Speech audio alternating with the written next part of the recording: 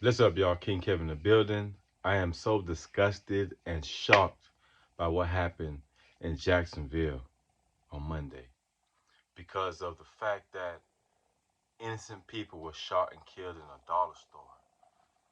But I'm even more disgusted by the fact that the governor, Ron DeSantis, went to the family's press conference they were having in Jacksonville to try to speak to the family after this man know that he pretty much incited or encouraged white supremacists, white extremists, to go ahead and do these violent acts towards black people.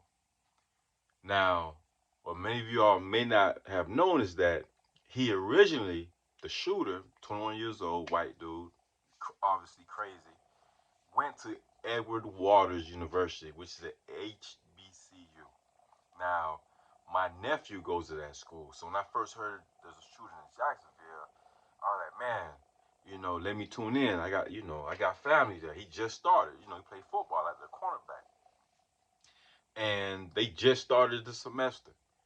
So luckily, some of the students noticed he was kind of out of place or, seemed to be, something wrong with him and he didn't belong there. Obviously, he's not black. Not saying that the school doesn't have any white students. As y'all know, affirmative action is definitely out the window. So there's no more affirmative action. You know what I'm saying? HBCU is no longer going to be predominantly black schools. Everybody's, welcome there, which is cool, whatever. You know what I'm saying? That's a whole nother subject. But the fact is, luckily those students told security, what I'm saying, approached him, and then he left immediately, and then he went to the general dollar store and shot up those three people, and it could have been more deaths. So, in a sense, we're lucky that he didn't start do the shooting at Edward College because he had an assault rifle, AR-15 plus a handgun. So instead of three people being killed, it could have been 30. It could have been, who knows? Because AR-15, those things can hold, clips can hold, you get a clip can hold 20, you get a clip can hold 50, or a clip can hold 100. You get a drum, hold 100 bullets. So thank God that it did not take place there, so good job by the security on the campus there at EWU. Now, back to Ron DeSantis and this lady, Mr. Kobe, this black lady, as DeSantis was speaking, you know, rightfully so, the people booed him. You know what I'm saying? The crowd booed him, and then she gets up. Mr. Jacoby goes up there and to defend. This is a black lady goes to defend him, and she says, "Oh yeah, how they respect him, the governor? He come here, and if he's coming here to give us gifts or give her gifts, she's gonna accept it." So you always gonna have some coon gonna stand up, for people that are against us. You always gonna have that. You had them through the slave trade days and plantations. You're gonna have them now. Now, well, Ron, and I hope he hears this message, and people who think like him, or that white guy who shot up, the Dollar General. When you have this rhetoric, anti woke, or, you blocking black history from being taught in the schools, and you're fighting, to make sure our history isn't told in schools, you obviously make yourself enemy to the black community. You know what I'm saying? Maybe you're just oblivious to the fact of that, or you just senile or stupid or dumb, whatever the case may be. But then you go and try to speak, where the families are grieving, the community is grieving. Jacksonville um, is a very has a very racist history, very racist town, probably one of the most segregated, most racist towns in the South at one point in time, especially in the 60s. They had something called the Axe Handle Saturday. Axe Handle, look it up. Axe Handle Saturday. It happened on August 27th, 1960, where you got about 200 white, racists, most are probably KKK. You got to be KKK way they talk and think. I mean, just who has the time or energy to reject that the hatred towards another culture? For what? You doing you, you getting yours, you handling your business, you take care of your family. We doing the same in our community. You know what I mean? It's okay. We may have to get in your community to work. So be it. You know, we American citizens here in America, we have the right to work. We have the right to provide and protect our families. But these guys, women were included as well. They grabbed bats, axe handles, and first it was geared towards the black students at the time who were doing the sittings, you know, at the counters. You know how they're doing the boycotts, the sit-ins, sitting the counter where you can't eat, where they had, you know, no colors allowed, or, you know what I'm saying, whites only establishment, you know, black folks to eat. Not, you know, we in 2023, you know what I mean? Today is August 29th, 2023, and I couldn't fathom having to walk into a restaurant through the back door.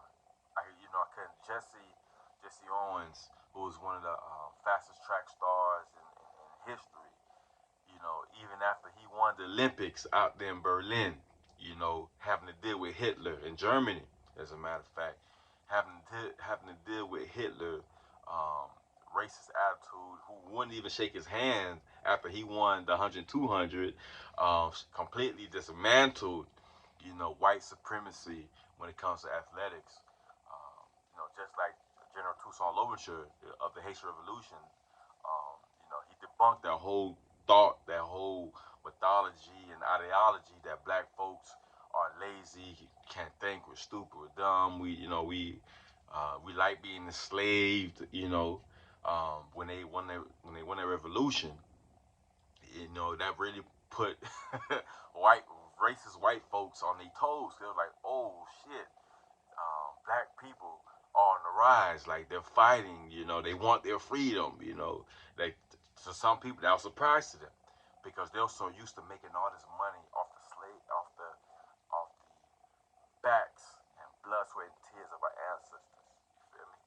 So when these people did this axe handle Saturday, they beat down there to death. I don't know how many people died, but you know, hundreds of people were wounded, badly wounded, beat across the head with axe handles. If you all know, axe handles are probably about this long. I mean, you can't really see right here, but axe handles could be what I would say maybe 20 inches, 25 inches, 30 inches. I mean, depending on how the axe you got. And they literally beat them, beat some to death, um, knocked unconscious. I mean, first it was just geared towards people at the sit-ins in Jacksonville, but then they moved to anybody that was black, anybody, women, children. So people was running. I mean, they ran it, and police just stood by, didn't do a damn thing. So that's the racist undertone of Jacksonville. You feel me? And then they got a statue of Andrew Jackson, of how the city got his name. Now, the city of Jacksonville got the name Jacksonville because they named it after one of the most racist leaders of American history. Not only was this guy a tyrant, he slaughtered, he was in charge of slaughtering nearly 48,000 Native Americans. God knows how many African Americans. I mean, the Trail of Tears, you guys ever heard of the Trail of Tears? When they literally forced hundreds of thousands of Native Americans off their lands, you know, for the expansion of America, this great country, land of the free. You know, land of the free, but we're going to enslave millions of black folks. We're going to slaughter, you know what I'm saying, hundreds of thousands of Native Americans. We're going to take away your rights, dehumanize you, keep you in bondage for the rest of your life. Not just you, but your daughters, your sons, your mothers and fathers, grandmothers, grandfathers. We're going to work it to the bone until you die, and then we're going to make sure and your offspring is going to be enslaved as well. So they named the town after Andrew Jackson. The funny thing is, Andrew Jackson never been to Jacksonville. He barely spent any time in Florida, but they named that. It was just a suggestion. Hey, just name this town after Andrew Jackson. Of course, the racist town in Florida. Let's name it after the biggest racist. Who by the way owned nearly, some say 160, some say 200. He enslaved nearly 200 African Americans, y'all. Enslaved our people. And not only he was a general in the army, by the way. He was a general in the War of 1812 and was in charge of the Indian Removal Act. You know what I'm saying? Like, he was in charge of some big things, big racist things. So that's why white folks praise this man. I just came from Washington D.C. Those who don't know, I'm on tour, Black Legacy tour, just in Washington D.C. July 21st of this year. About a month ago, and and I've been to D.C. before then when I went to the anniversary of the Million Man March, and they got this big statue at that park across the street from Washington, across the White House. That huge statue of Andrew Jackson. They also got a pretty big one of Andrew Jackson over there in Jacksonville, and I seen that too when I went and spoke at the um, Solution to Black Crime, or what's it called, Solution to Black Crime Conference, something like that. Um, the state attorney hosts this big event every year around Florida, and I was honored to be one of the keynote speakers there. Spoke in front of hundreds of students there, giving a presentation. But anyway, when I seen that statue, I knew who he was, Andrew Jackson. I'm like, damn, they got this. I'm looking at it. I'm like, man, do they know the history of this guy? Of course they know the history of him. That's why they put him up there. You know what I'm saying? So some people, was trying to destroy that statue and the one in front of the White House during the George Floyd protest, but they were unsuccessful. Because guess what? The powers that be made sure that all these statues around the world getting tore down. The one in Gandhi, they have statues of Gandhi, um, you know, throughout Africa. The King of Belgium statue up there in Congo, King Leopold, his statue that's up there in the Congo. They literally tore that down. They spray painted, tore it down. It's not no longer standing. It's still there. It's just laying on the ground. Which I wish that would have happened with Andrew Jackson's statues. At least one of them. That would have been key. They probably would have put it back up.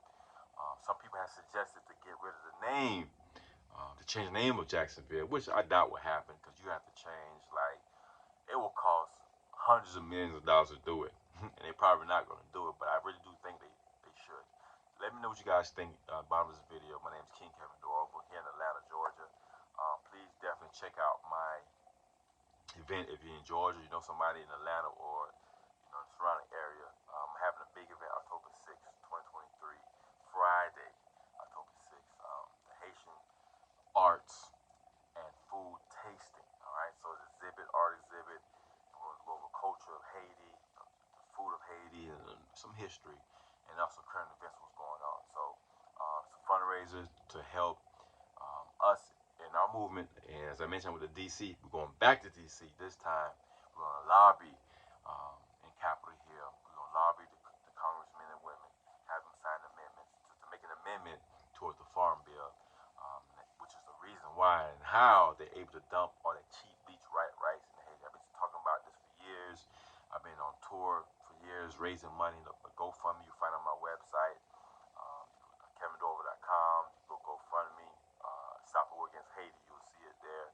And I'm just fighting for justice, man. Anybody who's fighting for justice, anybody who's real, please check out my resume. Look me up, King Kevin Dorival. Check out what I've been doing. Not just somebody talking online or posting on social media. I'm a true soldier. You feel me? I'm going to stand up for my people. And my people is the black community worldwide. You dig? Just like Marcus Garvey believed in UNIA, Universal Negro Improvement Association. One love, you know what I'm saying? One God, one aim, one destiny. And we really got to stick to that. And Haiti right now needs our help. And so does our brothers and sisters in Jacksonville. And, this shooting going on all over the place. It's no longer safe anymore, y'all. I really hope you guys are strapping up and protecting yourself, because it's no longer safe like it used to be. Once upon a time, you go to church and feel safe. You go to the grocery store and feel safe. Go to the library. Go to a park and feel safe. We're no longer in that world. This is a new world order. Please defend yourself, protect your children, protect your wives.